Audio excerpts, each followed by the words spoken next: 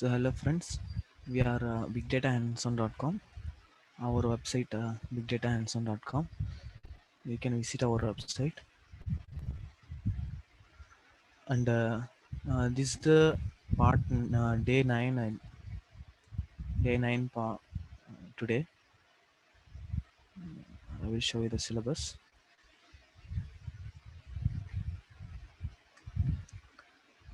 Yeah, day 9. So today we'll see types of functions, user defined functions, built-in functions, lambda functions, and a recursion function. So previously we covered part 8. Uh, in the first three parts, we covered statistics and probability, and then from day 4 we started Python. So we completed day 4 to day 8. All the videos you can find it in our YouTube channel, bigdatahandson.com. So here until part 8 we have uploaded the videos, so you can see the videos.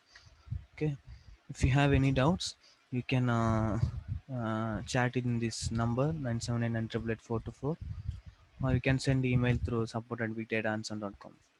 Okay, now let's start the class today. Today we'll see functions in Python. So in Python we have four types of functions that are,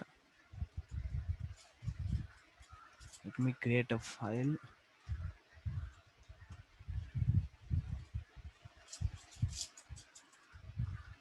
Okay, functions, first is user defined function, user defined, and second is built-in function, and the third one is lambda function, and the last one is recursion function. Okay, we have these four types of functions in Python, so we'll see one by one. So the user defined function will be a very big topic, because in user defined function we have various types of functions. We'll see that. Okay, so to define a function, user defined functions are nothing but the functions defined by the developer. That means we define a function, that is user defined functions. Okay, so to create a defined a function, the syntax is,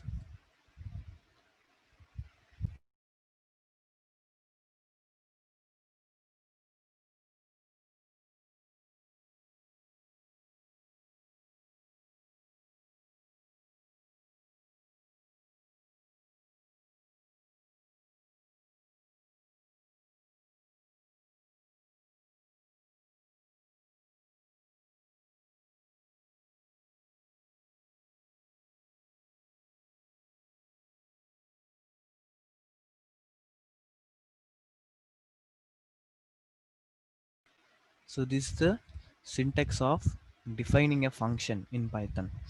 So you need to have the def keyword first, and then space, and then the function name. So you need to provide, okay, and then the brackets, these brackets. Okay, and then inside this we can have multiple parameters, or you can have without parameters also. So I will tell you what parameter later. Okay, and then colon is must. After that, inside this block you can have multiple statements, multiple lines of statements you can have. Okay, so why we use functions we use to reduce uh, like for example, if you want to print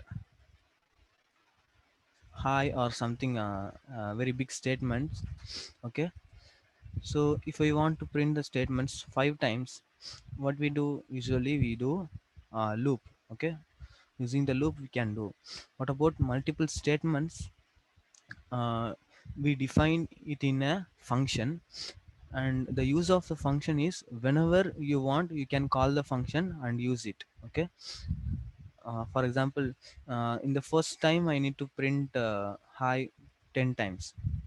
Okay, for that we can create a loop. 10 times I will print. Okay, and then again I will print 5 times.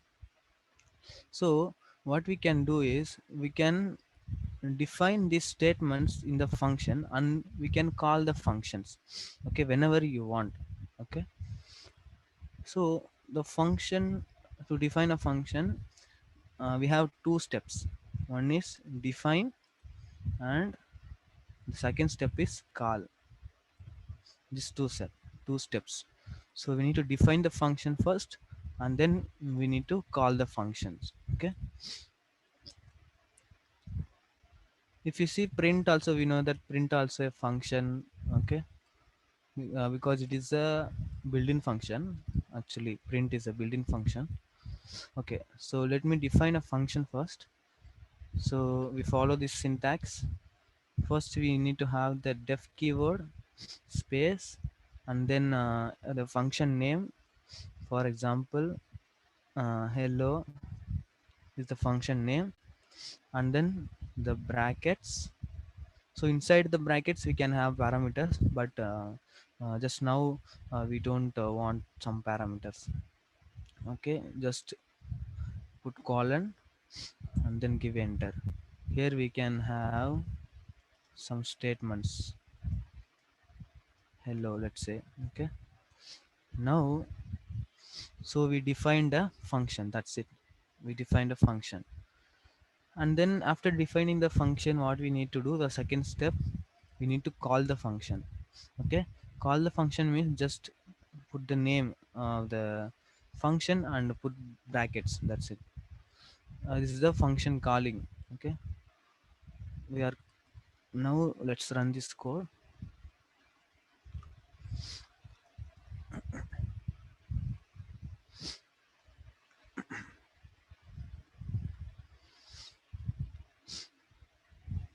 So it is first, it is printing hello and then it is printing uh, hi, right?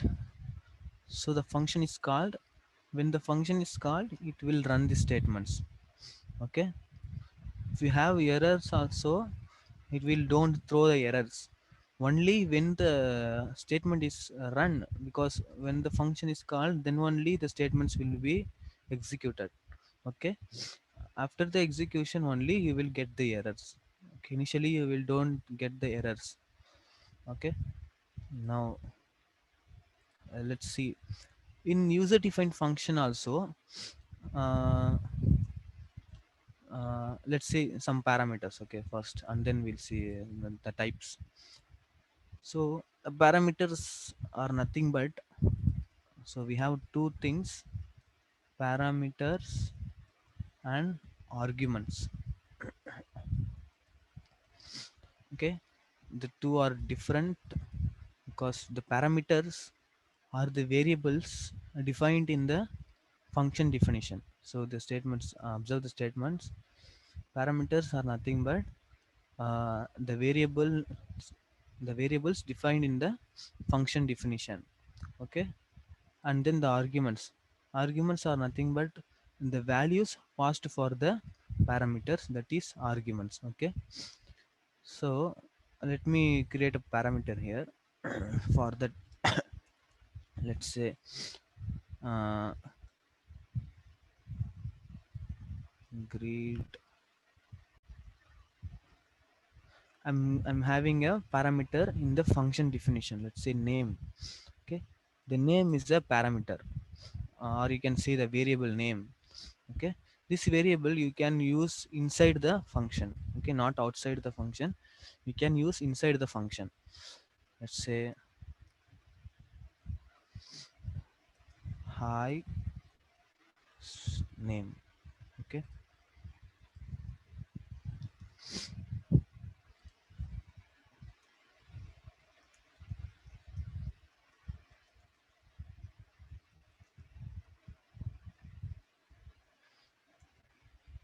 so this, the name is a parameter. So we defined it in the function definition. Okay, now I'm calling the function greed.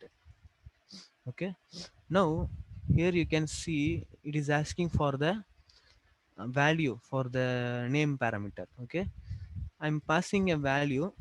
Okay, this value is the argument. Okay, this is the argument, or you can say in print function also we are passing a value, no, hi, this is an argument for the parameter in the print function. Okay, like the same way we are passing a value for the name parameter, so this will be the argument. Okay, so it is printing, right? It is having the parameter name. If you call the parameter outside the function, no, it will give you error. So that we'll see in the variable scopes. We will see that later. Okay, why it's not callable, the variables not accessible.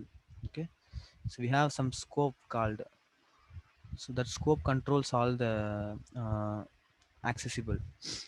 So if you want to access this parameter, what you need to do, so that means it is a variable only used inside the function, not outside. Okay, okay, so with the arguments I'm passing now, uh, for these arguments we have various type of functions. The arguments type will be changed, because let's say I'm not passing the value for this argument. Okay, the name argument I'm not passing. What will happen? So now it is throwing an error.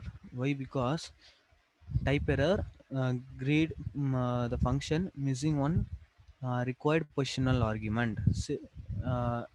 Just observe this name, required positional argument. So this is a type of argument. So in Python we have various type of arguments, maybe I think 5 types, I think. So the first one is required positional argument.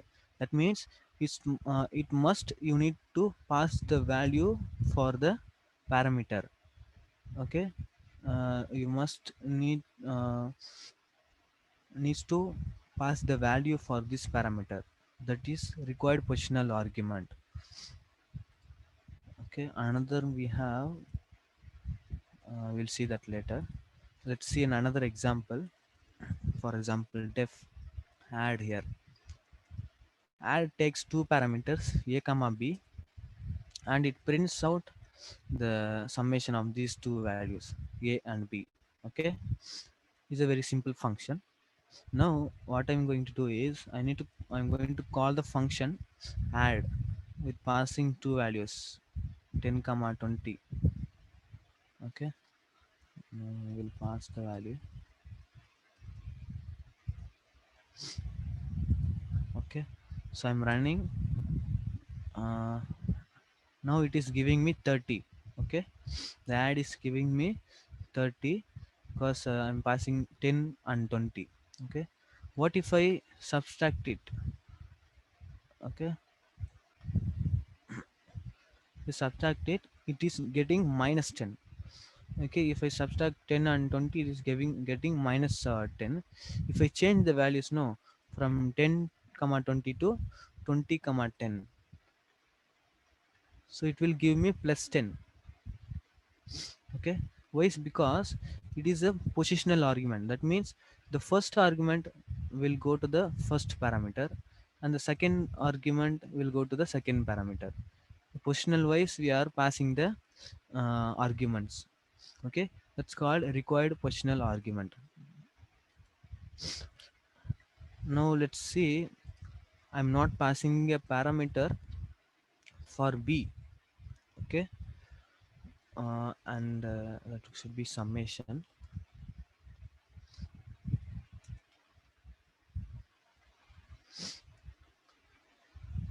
Okay, because we know that this is a required positional argument, it must, you need to pass the value for b parameter.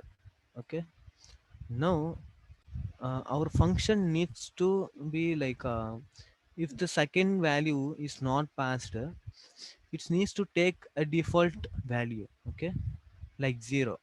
If you add a 0 plus 20, it will be the same as 20. Okay, so our function needs to take a default value.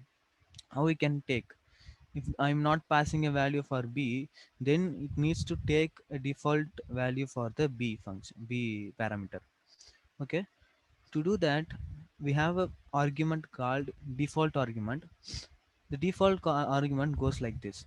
In the function definition, you need to assign a value for the parameter b equal to 0. So now this is a default argument, this becomes default argument. Okay, so second type, what is default argument, right? So if I run this program, it will not throw any error because it is taking the default value b equal to 0. If I if I pass the value, it will take the value, take this value. If I am passing 80, the b will become 80. If I'm not passing the value, then it will become 0. It is taking the default value. Now it will give me 100. Okay, because I'm passing the value. So this is the second type of argument we have seen, default argument. Okay, now let's say def sub a comma b. Now I'm printing a minus b. So this function, of course, it will subtract the value from 10, 10 comma 20. Okay, of course the result will be minus 10, but I don't want any negative results, I want only positive results. That means the a should be a larger value and b should be a smaller value. Okay, so uh, this is a required positional argument. That means 10 will go to a parameter and 20 will go to b parameter. No, I want like 20 needs to go, the larger value must needs to go to a parameter and the small value must go to the b parameter. To do that, what we can do is we can use a argument type called keyword argument. Okay, keyword argument.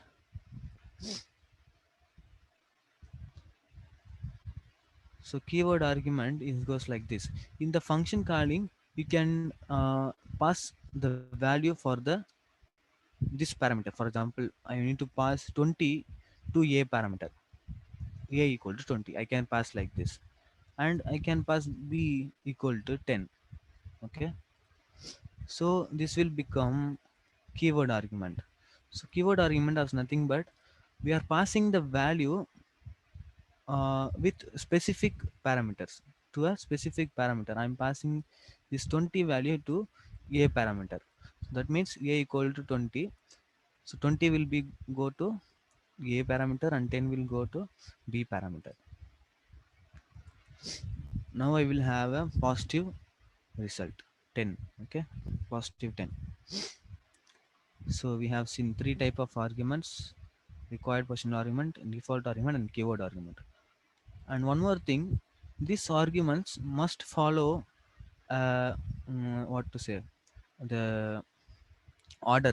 Okay, so the arguments must have the order. That means, for example, in the parameters, let's say the default argument should be in the last one. Okay, understand? Because we have another two types that will become on the last one also. So in these three type of arguments, the default argument should be in the last one. Okay, you can't say like b equal to 0 then a parameter, that will become an error. Okay, see what is selling, what error is throwing. See, non-default argument follows default argument, so we have a order. Okay, non-default argument should be in the first and then the default argument, right? That is the rule. Okay. In the argument passing na, uh, the for keyword argument should be in the last one. If you say the first should be the keyword argument and then you pass positional argument, that will be give you error. So positional argument follows keyword argument. Okay, this is that is an order. That means first should be positional argument, and then you need to give the keyword argument. You can give the keyword argument. Okay, that's an order. Okay. Okay, let's see another two type of arguments. So in add function, if you see, add only takes two parameters. Okay, but add should be a common thing. Like if I give more than two, it needs to be uh, ha- uh, it needs to be generalized to add all these values. Whatever the values I'm giving na, it needs to add all the values. Okay, so to do that, we have a argument. So we can't give like this, like they say, if I am having a comma b, that means only two values will be accepted. A comma b comma c, three values will be accepted. A comma c comma d, four values will be accepted. But I want generalized one. That means I can pass two values, I can have 10 values, I can have five values. Okay, so the length is varying na? The length is varying. So the variable length we have in the argument passing, for that argument we have a argument type called variable length argument. So because of the argument length is varying, that's why we have this argument type. So the add needs to accept all the uh, arguments that are given here. To do that, it's very simple. To create a variable length argument, let's say I'm having a is the argument. Okay, this argument needs to accept all the sorry, this parameter needs to accept all the arguments. To do that, you need to just put a star before the variable. Okay, before the parameter, a star before the parameter, that will become a variable length argument. If I'm printing a, let's see what happens. I'm printing a,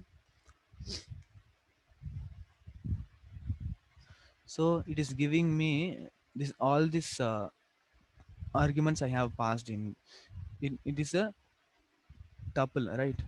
So it is accepting all the values as a tuple. If I give only three values, it will accept three values also. Okay, it is accepting three values.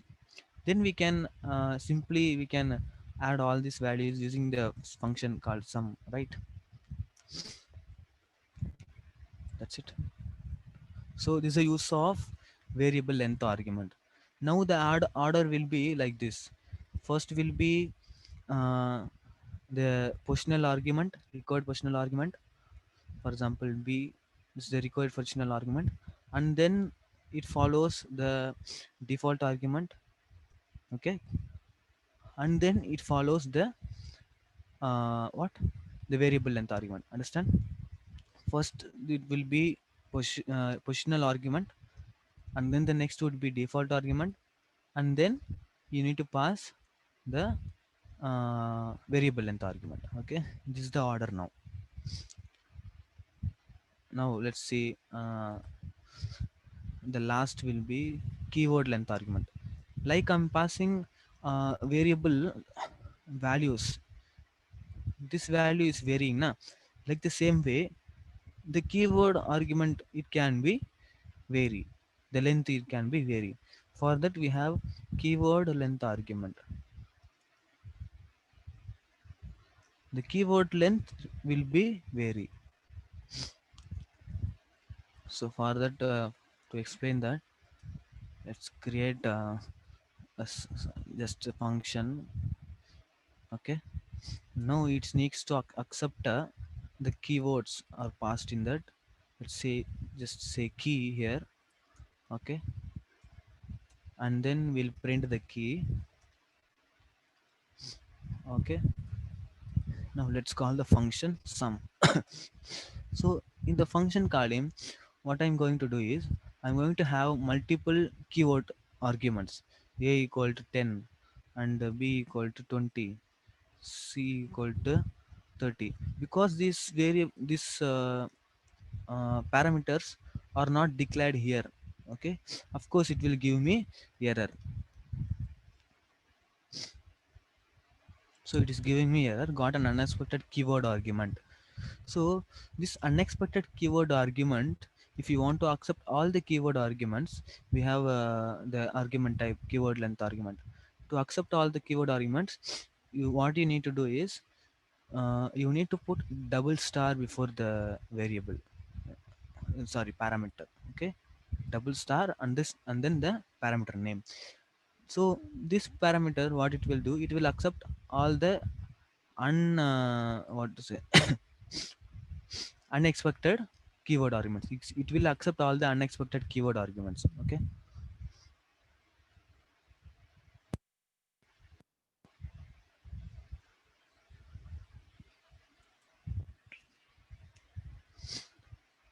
now it is accepting the keyword argument as what, as a dictionary. Okay, we can pass uh, a d equal to 40. Okay, you can pass any number of keyword arguments, it will accept. Okay, this keyword length argument will be accept all the unexpected keyword arguments. Okay, okay, and now the order will be like this: first required positional argument, and then the default argument, and then the variable length argument, and then the uh, keyword length argument. Okay, now the order is like this. To pass the arguments, the order will be first values will be for required positional arguments, you need to pass the value first, and then you need to pass the values for keyword length or keyword arguments.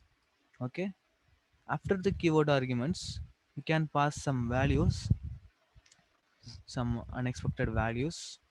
These are unexpected values. Okay, and then the keyword length arguments. I think first will be keyword arguments.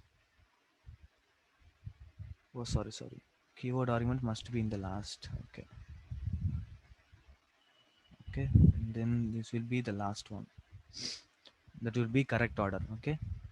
First positional argument, and then unexpected variable arguments, and then the default argument. Sorry, keyword argument, and then this one are unexpected keyword arguments. Okay.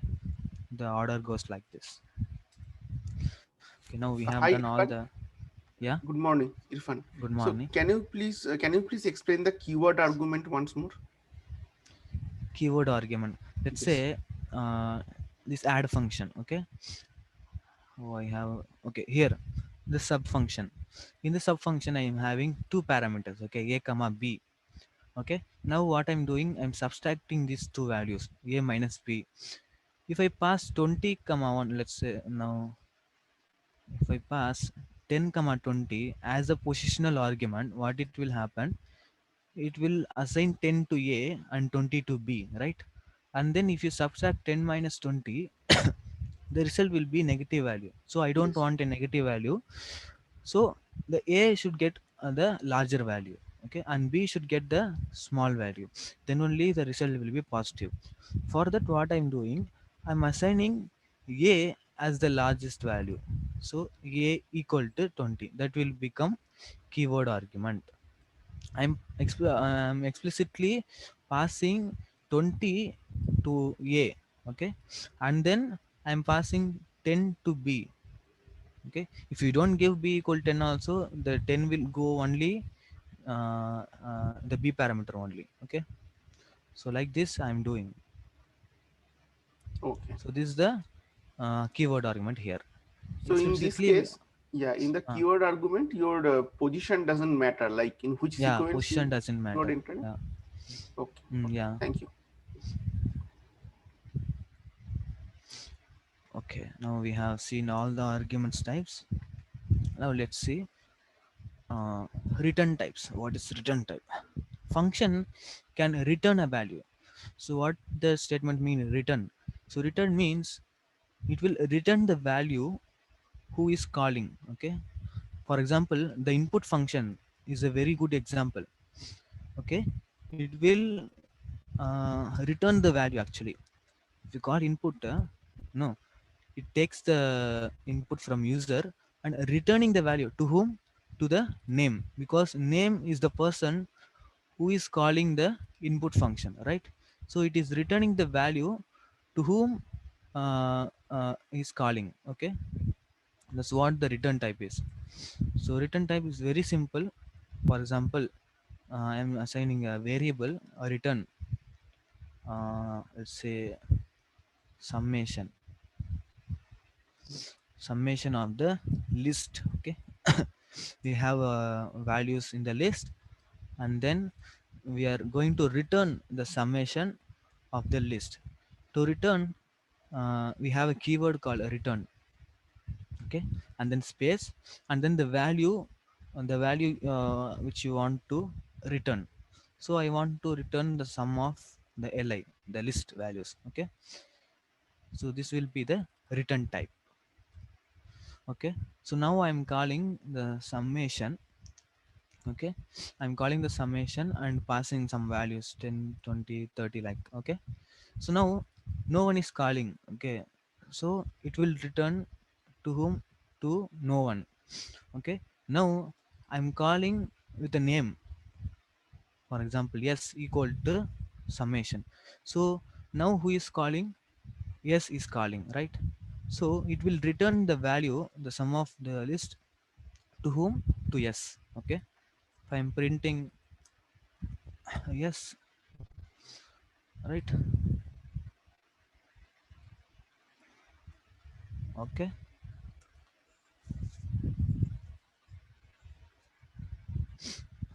okay, sorry,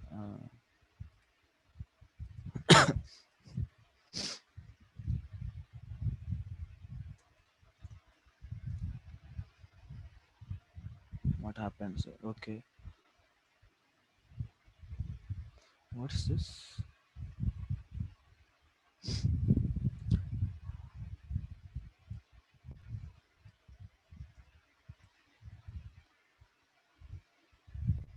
Okay, the order is, I think that is wrong, I think.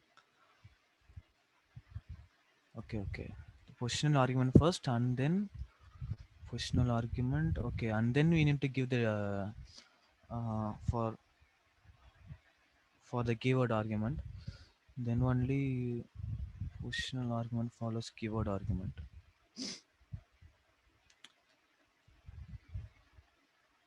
What does mean?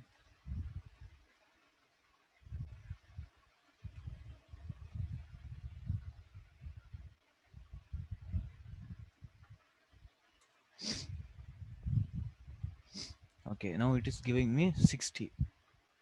So the sum value whom it is returning, it is returning to yes. So yes holds the value, returned value, returned by the summation function. We can call like this also. A function can also call a function inside a function, like this you can do nested function calling, right? You can pass a list only 10, 20. Okay, you can do like this. So now in this statement, who is calling the summation function? Print is calling, right? So print is calling the summation function. So it will return the value to the, to whom? To print. So this is what the return type is. So in the return type case, we have four types. One is the function with return type and with argument, sorry, with parameter, you can say.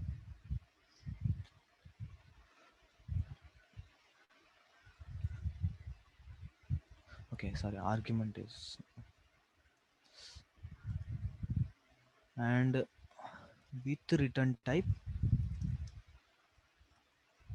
without argument.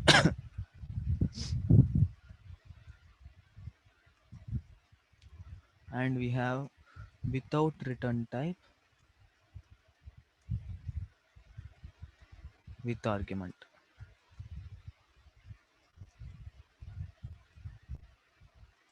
And then without return type without argument.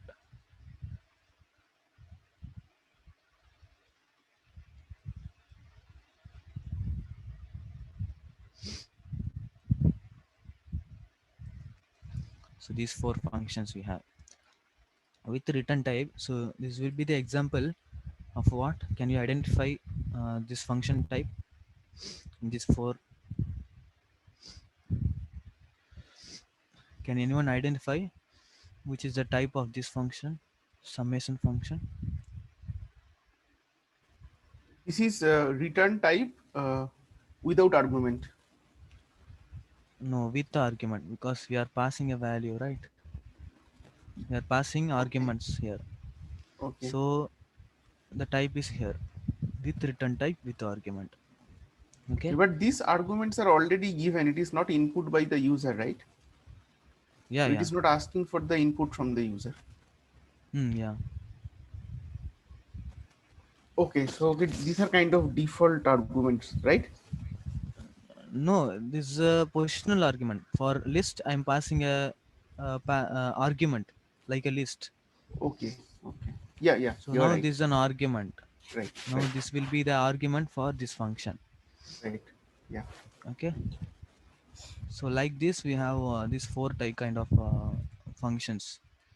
We can have a return type, or if you don't have a return statements in some in all these function, we don't have any return statements because it has the return statement. You don't know that. If I print hello, no, then what will give me?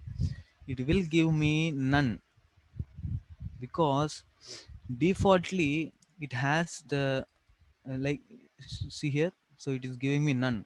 Why? Is because if you don't specify the return also, it has the return inside the function, that is return none. Okay, the default will be returned none. Okay, that's why if I print the hello function, it is giving me none. Right, it's not returning some values, it is returning only none. The default it will return all the functions has the return inside the function. So defaultly that will be return none. Okay, so now we have seen the user defined function. Now we'll go with built-in function. Now this is the second type of function.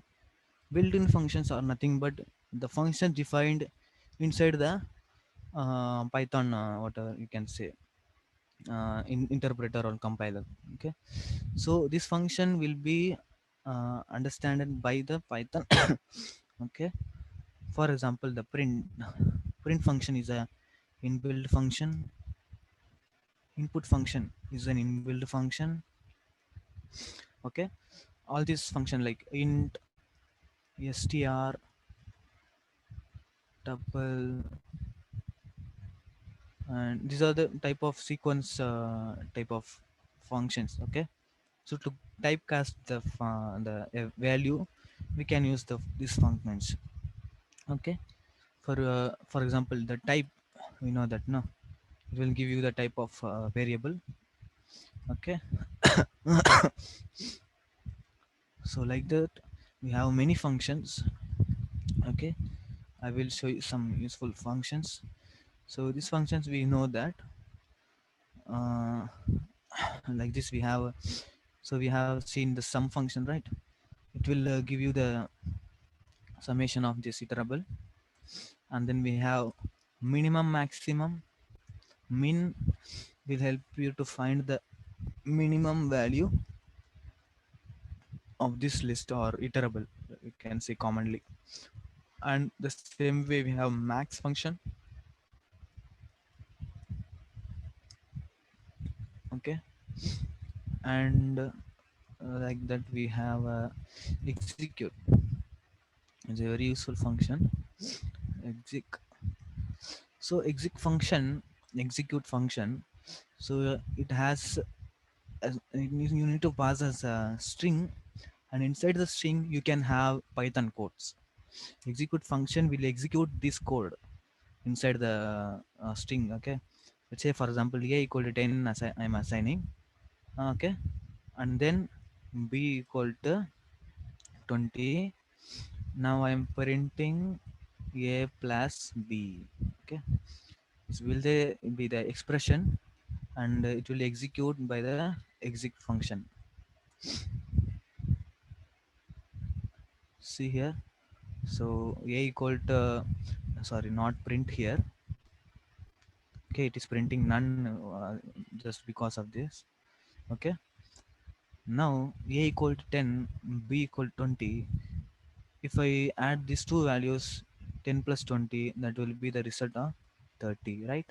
So you can execute Python codes using the execute function. Okay, so like that we have for example uh, bin function. It will give you the binary value of the like the number. For example, I say 10. The binary value of the 10 it will give you. So this 1010 is the binary value of 10. Okay, so you can use this function to get the binary value. Okay, like this we have many functions. You can search it in Google. The default, sorry, inbuilt functions in Python. Okay, it shows you a bunch of functions and the use cases. Okay, now let's move on to lambda function. Okay, the third type function. It's a random function is like nameless function, you can say a nameless function or anonymous function. Okay, so a function, usually we define a function with the def keyword, right? So but the lambda function defined as like this: a variable, the syntax I'm telling. Okay, variable and the lambda keyword. Okay, and then some parameters goes here, parameter. Okay, and then colon. Now here will be expression.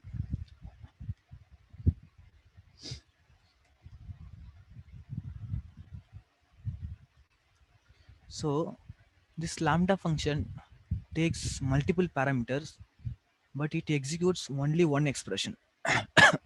Okay, it executes only one expression. Like the usual functions, we can have multiple statements, right? But in the lambda function, we only have one expression. Okay,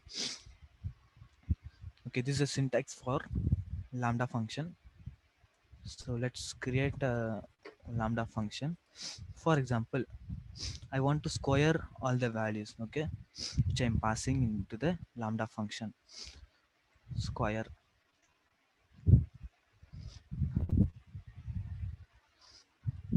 square all the functions. I'm going to create a lambda function. Okay, that's a nameless function. Actually, we don't have any names. We can have some parameters. For example, I'm passing x. Okay, x is a parameter. What I'm going to do is I'm going to square this parameter. So now the expression will be like this: simply x power 2, right? So it can take multiple parameters, and it can have only one expression. Okay, now the lambda function is created. If I call this variable square, and then you need to give the brackets because of this function. So inside the brackets only you need to pass the parameters, right? Now we are passing an argument of, let's say, 4. 4 squared will be 16. Let's see the answer. Okay, 16. It's a very simple function, right? Square. Okay, so usually this function used in three functions. this lambda function, this type one is map, reduce and filter. But reduce is not inside the built-in function. It is another it's under another library. Okay, so we'll see this two one. So map function will help you to map all the iterable values to the expression what you are giving here. Okay, so it takes two parameters, two arguments, you can say. For example, for simple demonstration of this map,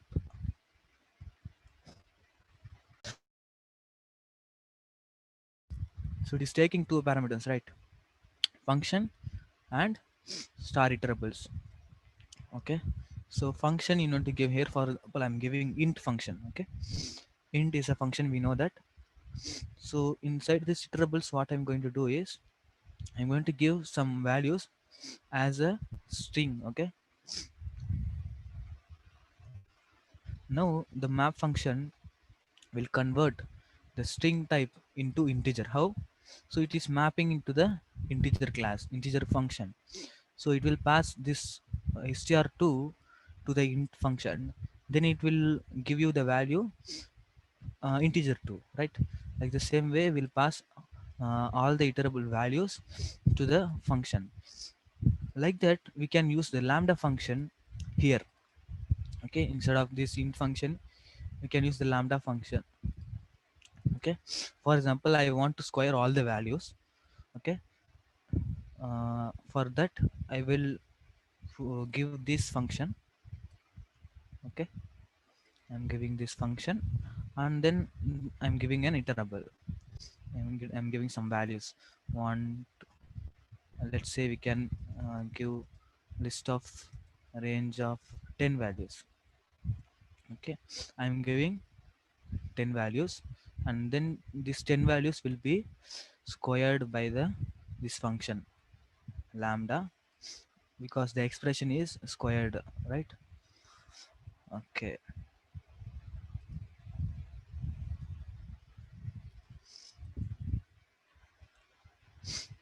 so actually it will not print actually, because it's a map object. To print the result of the map object, you need to do for loop, right? And I think we have another method like this maybe. Yeah, this method will help you.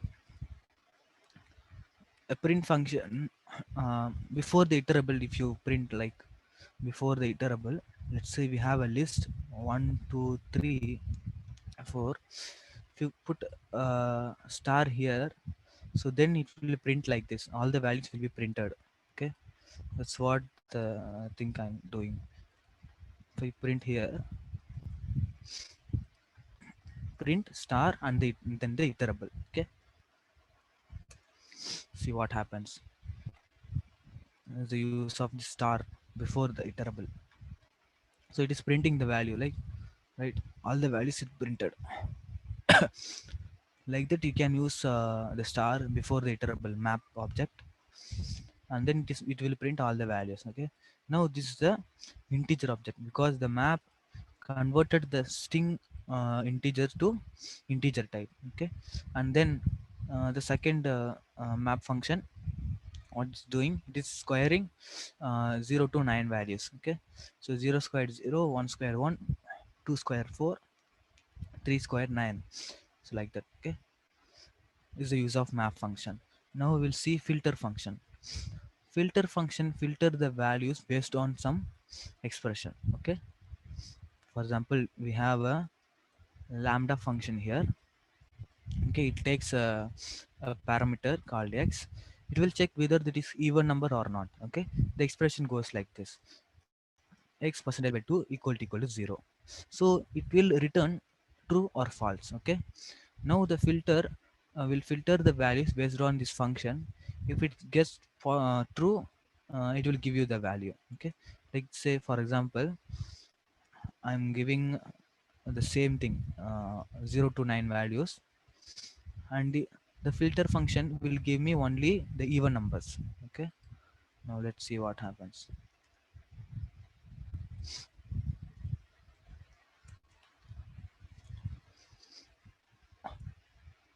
Sorry, star before the iterable. So 0, 2, 4, 6, 8. So it is giving me only the even numbers. Okay, so it will filter the value based on the expression which you are giving in the lambda function. Okay, so this lambda function will return you true or false only. If the number is even, it will give you true. If that is true, the filter will take the value. Otherwise it will ignore the value. Okay, that's the name. It's the use of filter function. So now we have seen the built-in functions and lambda functions. Okay, we have seen three types.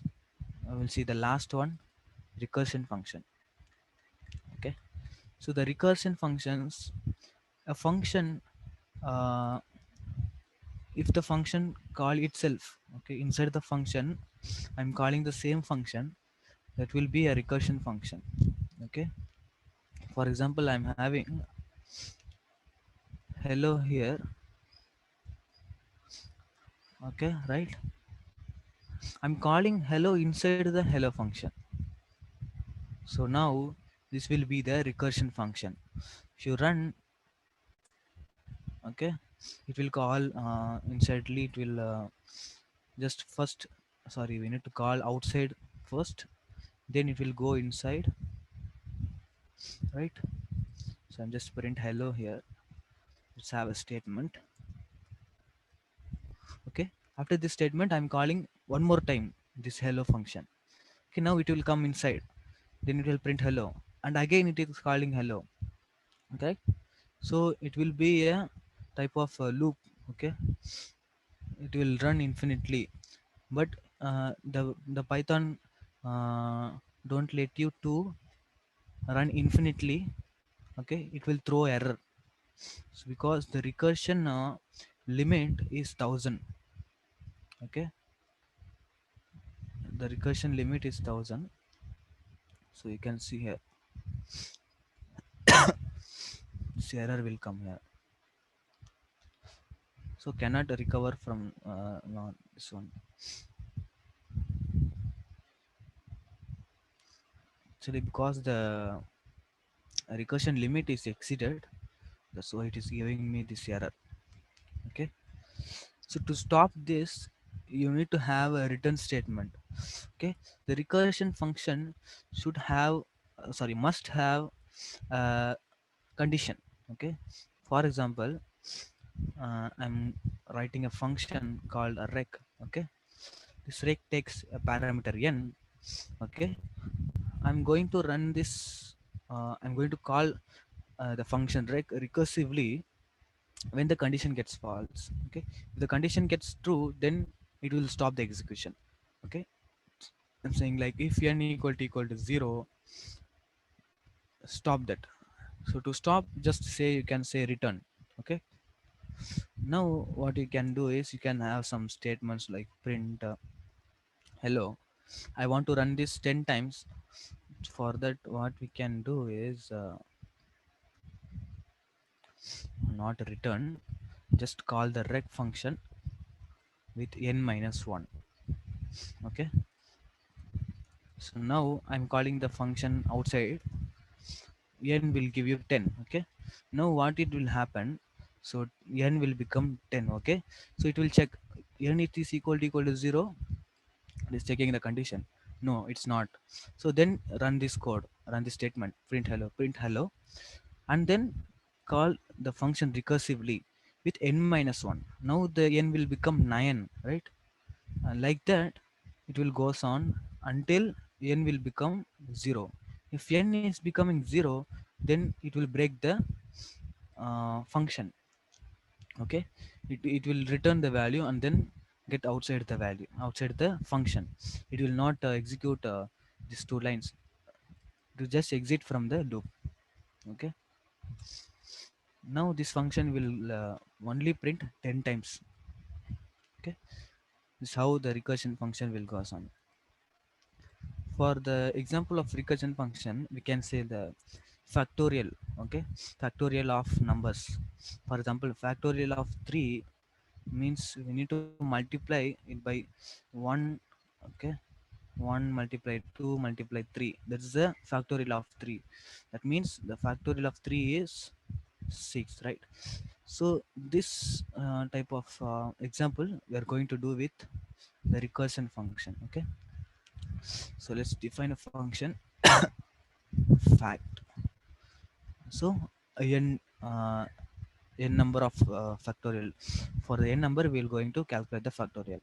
So the recursion function must have a condition. So the condition for the factorial is, if n equal to 0, then return 1, because factorial doesn't uh, uh, what allow the 0, because if you multiply the 0, all the values will be 0, because that's why if the n is becoming 0, then return 1. Okay, if not, then what we are going to do is return the value n multiplied by fact of n minus 1. So now first will be, for example, 5 here, and then again it will call the function 5 minus 1 4. Okay, now that will be 5. So it will look like this: 5 4 3 2 1. So like this it will come. So after this it will multiply all these values and return to the print. So let's see the fact of 5. Okay, fact of 5 is 120. That's how the recursion function works. Okay, have any doubts? We'll end up this session.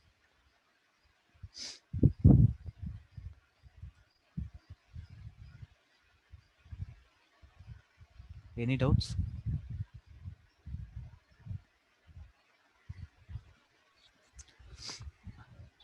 Hello. Yeah. Uh, so for this factorial, we can debug step by step. Is it possible to run Step by step means? each steps? Actually, I am asking a debug like that. Okay, okay, Every okay. step. So I will explain you. So now initially I am calling a function, the factorial function, with n value 5. Okay, now the n will become 5. So and then it is checking for the condition n equal to 0. So now the n is 5, so the condition gets false. Okay, and then it comes to the return statement here. After the return statement, what the value it is returning, the value is return this value. So the first I am multiplying the n value. N is 5 now. Okay, 5 multiply fact of 5 minus 1 4. Okay, so now again it is calculating the factorial of 4 with multiplied by 5. So now it like this: 5 multiplied by 4 factorial. Okay, now we are going to calculate the factorial of 4. So now the n will become 4.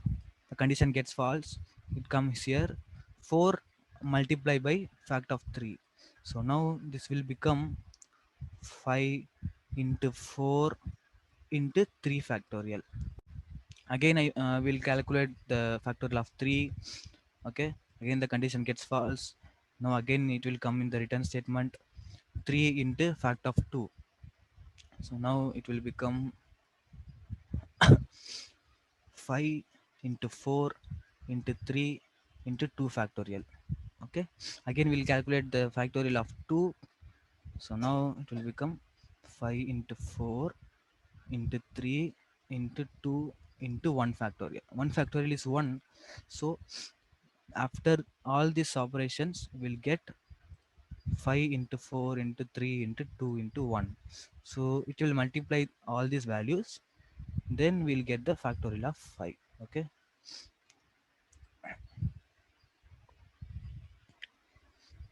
you got it? Yeah. Yes.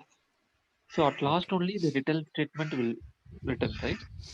Yeah, when the n will become 0, it will return, again it will return 1 actually. Just like this. Okay, So now here only uh, the condition comes inside inside the return statement. It is returning one. It's not calling the function again. Okay, now that will be that is the end here. Okay.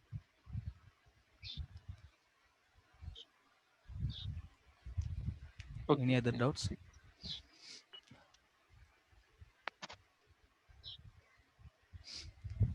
Any other doubts?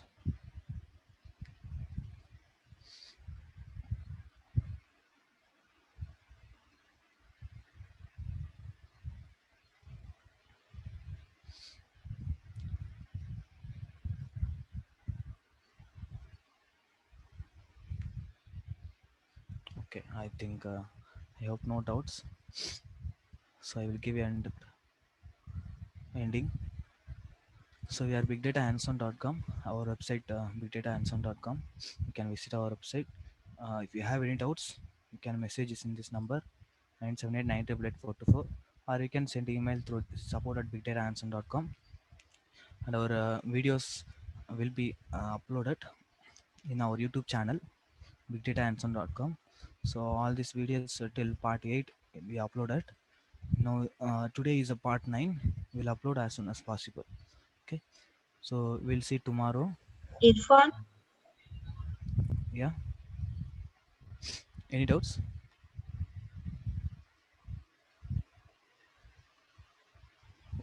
Who's can that? you please explain EXEC? Okay, execute function, this one. So this execute function will help you to wait, sorry, will help you to execute Python code inside the Python code itself. Okay, so we're having a string like this. So inside that string we can have Python codes like a equal to 10 colon b equal to 20 is the statements. Okay, to separate the statements, actually Python allows this one. For example, print you have, after this you can put colon. It's not a problem, it's not error actually. You can have this a equal to 10, after this colon you can have. Okay, so like this I'm giving here, like e equal to 10 colon b equal to 20, or else you can also give as a multi-line string, you know that, right? Multi-line string a equal to 10 b equal to 20, print a plus b. Okay, so like this you can do. And also it allows us to access the variables in outside the these statements. Okay, you can access, if you have c equal to 30, you can also add the value c equal to 30. Okay, this is the use of execute function here. So execute is a built-in function. Yeah, built-in function. So what's my doubt is, um, can we execute any other file or any module within this, or only we can execute the variables within the same program? No, that will be in the same program. So if you run this program, what are the variables you are assigning? No, for example, yes. So yes, it is assigning a summation the result. Then you can access the s variable in the execute function. What are the variables in the runtime? You can use the variables. So it's the same like calculations of whatever we give the logic in a function, right? Yeah. So what are the real case scenarios that we use when we can use execute? Any example, Uh, something like? let's say you're having a file. Inside the file, you're having Python codes. Okay, as a text file. You can read the text file and you can run the code using the execute function. Okay, because if you don't have the file as a Python file, okay, but that is a text file, so then you cannot run the text file like Python code. So what you can do is you can read the file and then execute the file using the execute function, or else if you want to run a file, a Python file using the execute function also you can do. Just read the file and then execute all the contents in the file. Okay. Okay, yeah, that's my doubt. Actually, you can you need Yeah. to say like exec cp9.py, right? I What? mean, whatever the code inside a file, we can write like No, exec. for that that will be different actually. That will be like file. Okay, First you need to open the file and then read the content. The content needs to give, you need to give here. Okay, not the file name. Shall I okay, touch? okay. Yeah, For example. yeah, got it. Info. Okay. Okay, so we'll see tomorrow. Bye.